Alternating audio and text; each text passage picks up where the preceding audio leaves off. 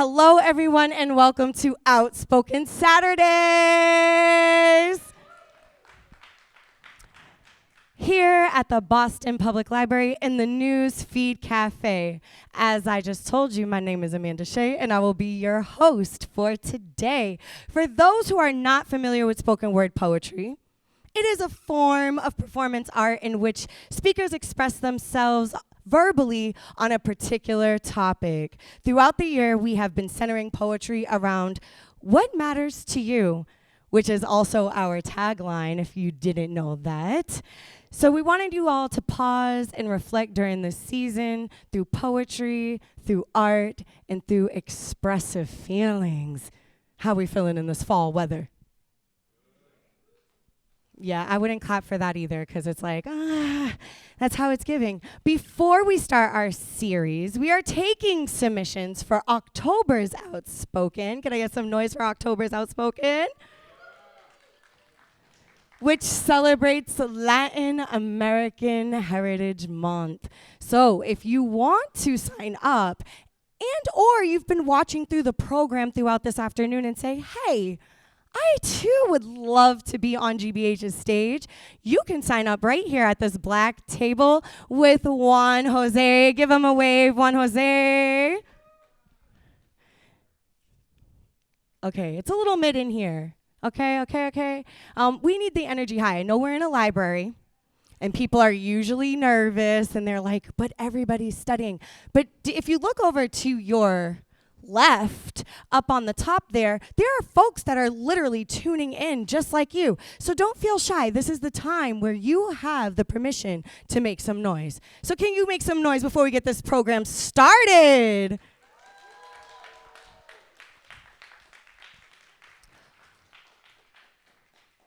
Now, not only are you being filmed and recorded, but we have some really beautiful poets here today that are going to be performing some of their best work that they've submitted to the program. With that being said, I'm asking you all to keep the energy high because doing this in front of a bunch of strangers that you don't know can feel extremely vulnerable. So in order for us to encourage people to keep speaking their truth and sharing their art and their hearts, I really would love for y'all to give them a big round of applause each and every time that they are welcomed here on the stage so that they can get settled in themselves and give you the best parts of them. Is that cool?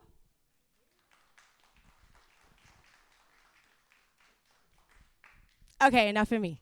Now let's get into these spoken word artists. Please welcome to the stage, Rikhav Kothari! Make a space. Make a gathering at the front, gathering at the side with joy, side with blunt with passion, blunt the edge of the abyss, edge of glory to the spoken word, glory to the healing hearts pulsing with emotion, hearts stitched back together because we are here, together because who we are avant-garde, are smiling but scarred by life, scarred by strife and action in life still moves, life still grooves like plot lines, grooves like ridge lines like hark, lines like listen to our stories, listen to us who still live, us who still give what we can, give so much more than money, more than time becomes emotion, time becomes passion guides our actions, passion gives us hope is feeling. Hope is healing through sultry stanzas, healing through breaking past. Past can sometimes kill. The past may haunt us still we seek each other. Still we share our stories that speak, stories that breathe. Speak.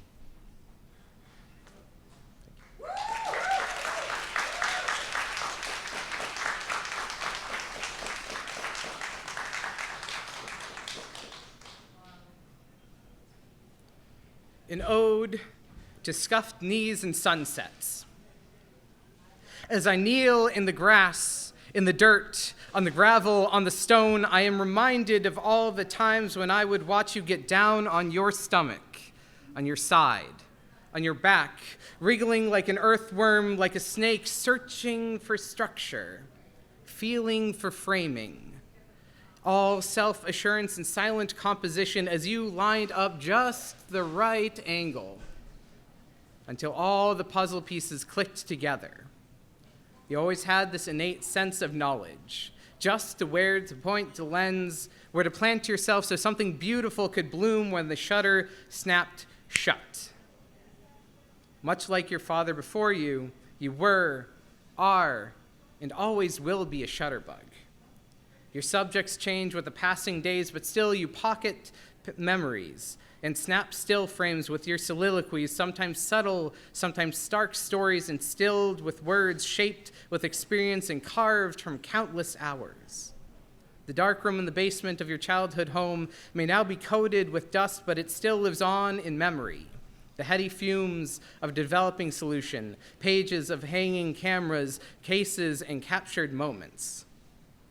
And then, when your body could no longer fold itself into the earth beneath your feet, you passed on what you learned from him to me, pointed out positioning, placed me in spaces where I could conjure copies from candidates, wrestle replicas from reality, and absorb generations of understanding distilled into the singular moment when the shutters, lens, and shutters shut, and mechanisms are exposed, bared before fluorescent beams and imprinted with light. And now, as my knees and pants legs bear the scrapes and scuffs of elective exercise and a forgotten art, I hear your voice echo in my ears. See that branch? See those leaves? Find the lighting. Find the angle. Click.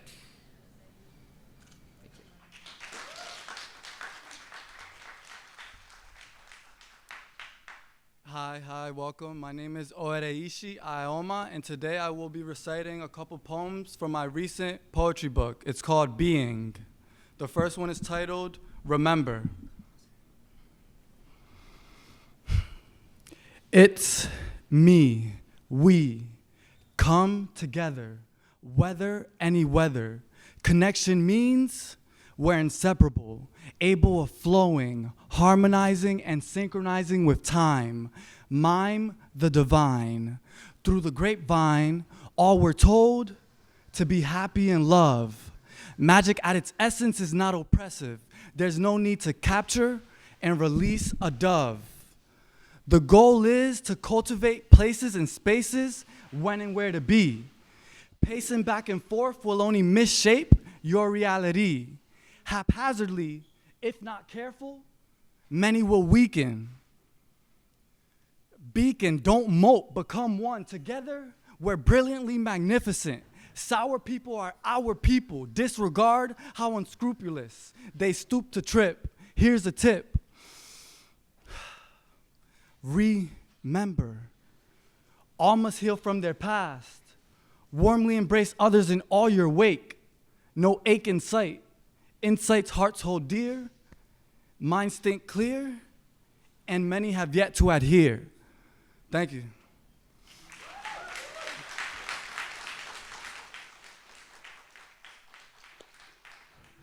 The second one is titled One Way. Experience, globally the best teacher there is. Float about merrily, doing so scarily will wilt wit. Now sit, breathe, and fill any pit. Bottomless does not exist. Unexplored worlds still leave an imprint. No matter how absorbed, orbs, planes, and realms give more and more. Then release, painlessly and peacefully. Erase any disbelief. One's first step in depth we plunge thoroughly. An awakening of forsaken trends, render forgotten dreams and memories. Reams of burned stories, restored miraculously. Thank you.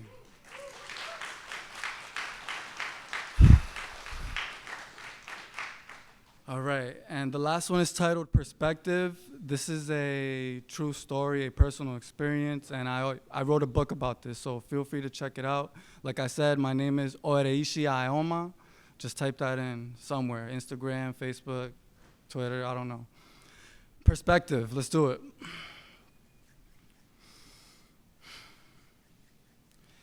A net drifts away, forward, back, and forth. Wind hums and sways.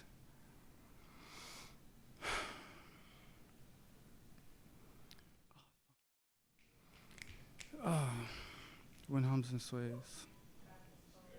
I got this. Wind hums and sways. My apologies. Everybody gets nervous, right? All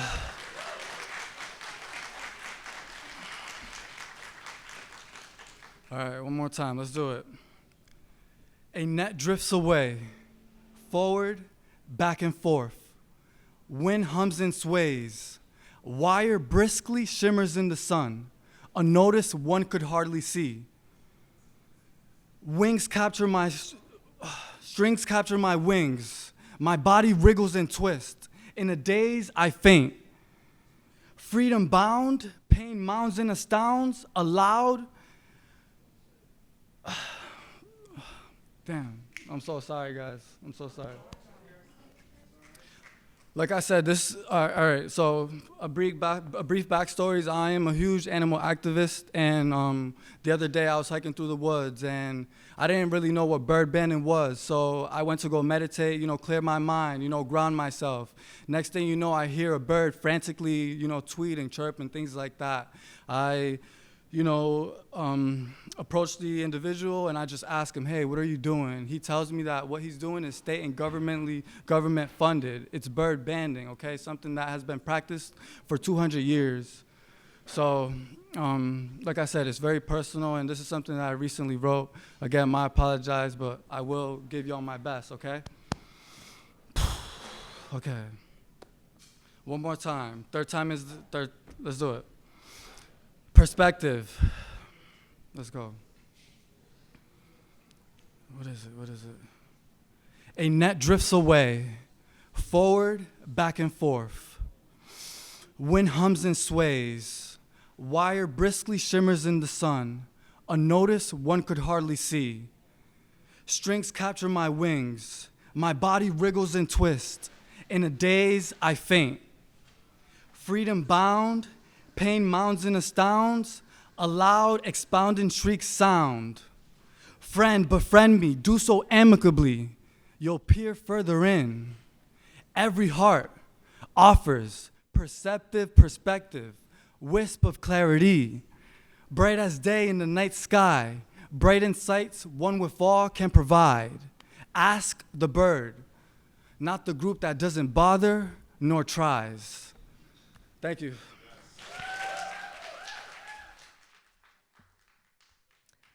Y'all give it up one more time for Oereishi.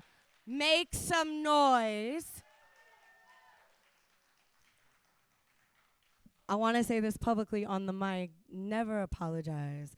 We are real people, and this is our art, and it is very personal. So we are all here with you, and we were here with you the entire time. So again, make some noise for Oereishi.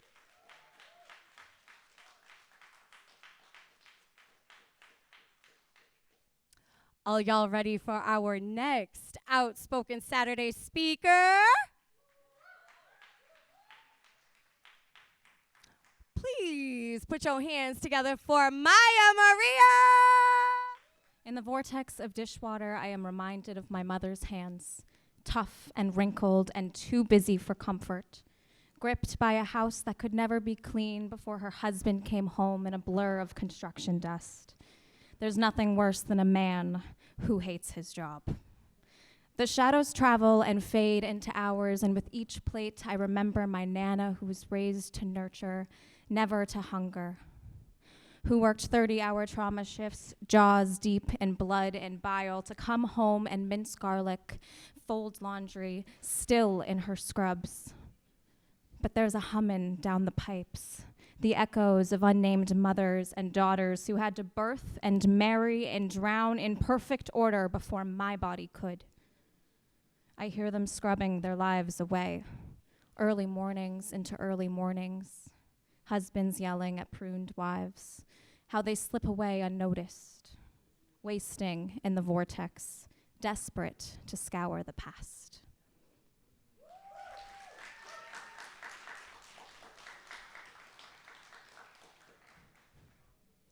The birth of a hurricane. In the dream, I suffocate in the salty green waters my father grew up in. I'm not scared at first, reaching for damselfish and coral, testing my childish limits. The sea is crystalline and endless, displacing the light, and I am just a small speck in the vastness of it. The orca smiles at me from miles off, showing his conical web of teeth, vivid in the brined blurriness. I rub the sea sting from my eyes, and like a glitch, he appears over me, blocking my way to the surface, belly to belly, weighing me down into the deep gyre of memory. But something inside me chooses to fight. My lungs morph and metabolize the salty poison. Learning to love the taste, I peel back my throat, wield a bloody muffled scream, and untether my tantrum current until I'm all tendon and tongue, and the island is only treetops. Thank you. I have been coming to this library for over 30 years, and I have always wanted to be loud. So now is my chance. Yes. My name's Chris Bell. I'm a storyteller. And the way I would describe my stories are they're like real rap. Unless I lived it, I don't write about it.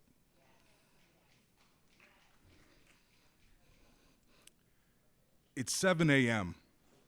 I'm slumped across my kitchen table, and it feels like I have a steel spike lodged in my forehead. This is the 5th day, and I can't seem to shake this sickness. I just want to crawl back in bed and cancel my life for an entire month, but I can't. So I figure maybe if I get something in my stomach, I'll feel better. I take a bite of an everything bagel, and I can feel the seasonings on my tongue, but I can't taste a thing. Even my morning coffee isn't giving me the same kick, so I figure today might be the day I keep the promise I made to my wife and just quit drinking coffee altogether. But I know I can't deal with caffeine withdrawals on top of being sick already. Not today. Today's too important.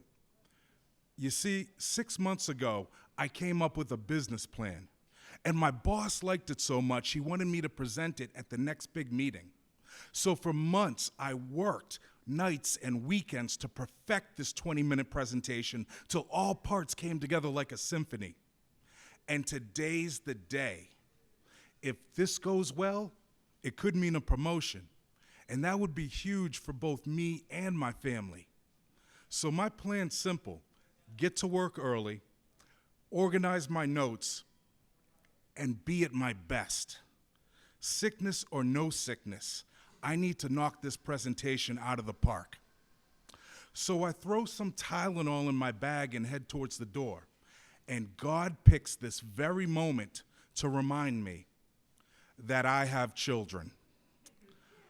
My teenage daughter, Sasha, starts screaming that the washing machine is flooding the basement. I go down there to discover that she took all our whites, darks, and colors, 5 loads of laundry, and stuffed them into 1 load. Obviously, she was trying to get her chores done quicker. So as I'm standing down there feeling the water penetrate the soles of my shoes, my 8-year-old son, Zachary, comes downstairs and tries to convince me that he wasn't playing with my razor and the hairs on his right eyebrow just fell out on their own. So as I finish juggling my little domestic hand grenades, I'm already an hour late for work. I'm flying down the highway. I finally arrive to my desk just 3 minutes before this meeting's about to start.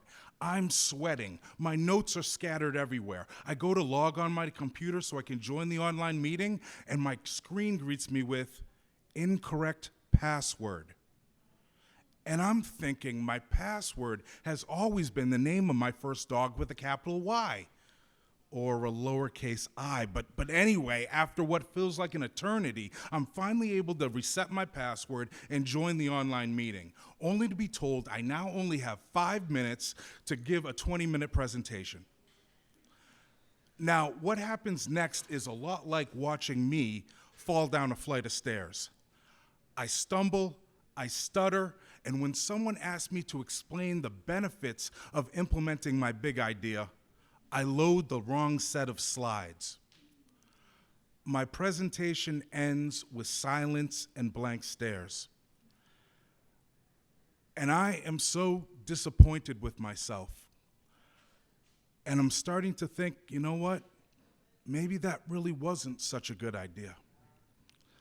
So I take a personal day and I go straight to the store for the one thing that will make me feel better right now. A big old tub of chocolate ice cream. I get to the store and I grab my ice cream, I go to checkout, and this lady with 623 items cuts right in front of me. And she saw I only had one item, but she looked at me like she still thought it was the 1950s and we shouldn't be shopping in the same grocery store. So now I'm not only sick and disappointed, now I'm angry. So somewhere there's video surveillance of me slamming the ice cream down on a display rack and stomping out the store. I just need to get home and get away from people right now. But unfortunately, I can't even pull out of my parking spot without getting to a screaming match with an Uber driver over which one of us deserves to have their license revoked forever. And then this guy, he actually wants to get out of his Prius and start banging on my window and trying to open my door. So the next thing I know, I'm standing in the parking lot. We are chest to chest. I can smell the tuna sandwich and cigarette that he had for lunch, and my hands are about to make a decision. But in that moment, I look over his right shoulder, and I see a squad car pull up in the far part of the parking lot. I'm pretty sure they didn't see us, but I saw them. And I just stood there thinking, what am I doing? Hopping out of the car like a college student who had too much peppermint schnapps. So I just tell this guy, I gotta go home. I finally get home. I'm lying on my couch in the dark with an ice pack on my head. My wife comes home. She asks me what's wrong, and I tell her, I don't know. I've been sick all week. I can't get rid of this headache. I messed up at work. I'm screaming at people at the grocery store. I could have got arrested. I just don't feel like myself. I don't know what's wrong. I think I might need to, talk to somebody. And she gives me a heavy look, sits down next to me, and says, babe, you know coffee's not good for your high blood pressure, right? And I'm like, yeah, I know. I'm going to quit. I promise. I'll do it. She's like, no, just listen to me. I wanted to help. So last week, I kind of secretly switched your coffee to decaffeinated.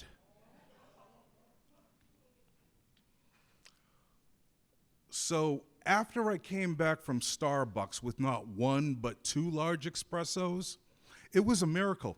I felt 100% better, no headache at all. 3 months later, I get another opportunity to present my idea. And this time, I wrote my password on my hand. But more importantly, I'm no longer drinking coffee.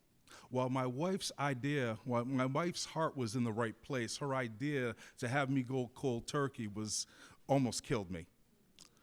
But it did help me see how addicted I was to caffeine. And I didn't like the person I saw. So that became my motivation to keep the promise I made to my wife and stop drinking coffee. But now, when I'm sitting at the kitchen table, drinking my herbal tea, she'll walk by and give me a little smile. And that smile will make me wonder if that wasn't really her plan all along. Thank you. Hey. Thank you so much for having me. Sorry about that. I was like, wait, what about me? Okay. Great. So my poem to wrap us up is about my grandfather, and it's called Hello Grandsire, which is his nickname, and I'll just explain how that came about. So when my mom and her brothers were little, they would call their father lots of names, and he said one day, "You should call me your own noble sire." And so then he became sire, and then when he had grandkids, he became grandsire. So that was how we called him. All right. So this poem is called Hello Grandsire.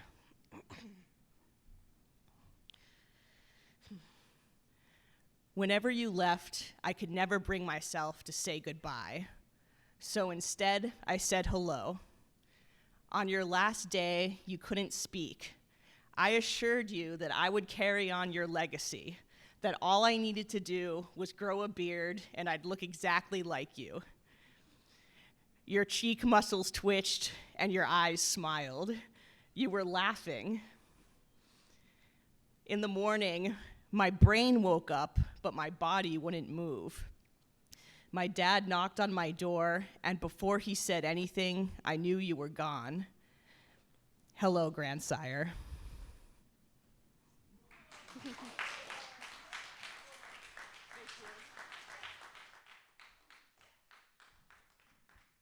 Please give one more round of applause for Sonny.